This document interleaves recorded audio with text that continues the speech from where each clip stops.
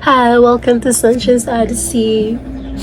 Gusto ko lang pong i-share yung naramdaman ko po ngayon, how disappointed I am.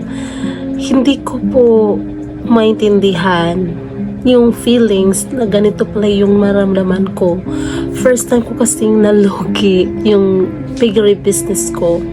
Namatay po kasi yung mga baboy kasi meron pong sakit. Basta on the other days po, malakas na po silang kumakain. But today, 3 days na po siyang hindi kumakain. Kaya yun pumapayat po yung baboy. Tsaka, naisipan ko na lang po na parang ganun, itsugi na lang yung baboy. Kasi, sayang din naman po. Naintindihan ko, ito pala yung feelings na pala po akong pinagsaka ng langit at lupa at parang katapusan na.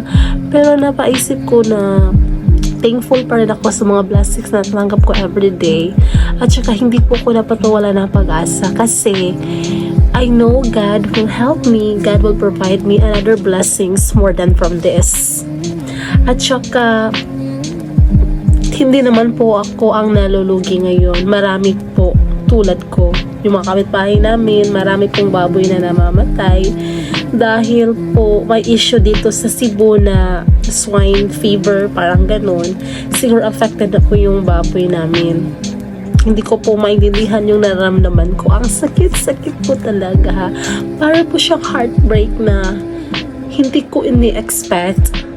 Yung feelings na oh my God, pwede ba natin gawa ng paraan? Pwede ba natin dalhin sa ospital yung baboy or sa veterinarian? Parang ganun po yung feeling. Pero niyayakap ko na po yung reality na ganun po talaga. Kasi dito po sa Cebu, may napababalita po kasi na merong swine fever po yung mga baboy. Meron po doon sa southern part ng Cebu na marami talaga mga baboy na namamatay. At sad to say, bagsak na bagsak po talaga ang mga negosyante ngayon at isa na po ako. But thankful pa rin ako kasi parang ginagawa ko lang mo po siyang strength. Alam kong babawi pa din po ako. But as of this time po, hanggat hindi pa po nawawala or meron pong ang bakuna or gamot sa swine fever na yan, for the meantime po, hindi muna po ako mag-aalaga ng baboy ulit. Papalipasin ko muna yung sakit na nararamdaman ko.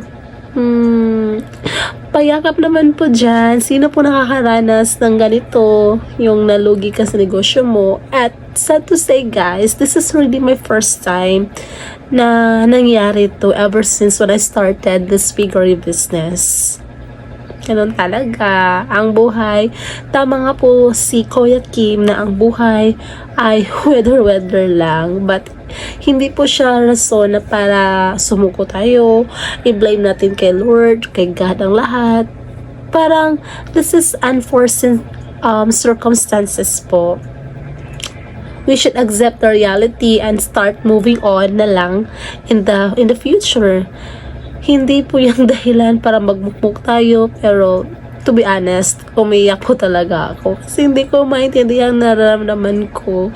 Pero from later on, na-internalize ko at naintindihan ko na everything happens for a reason. May dahilan kaya nangyari sa mga baboy.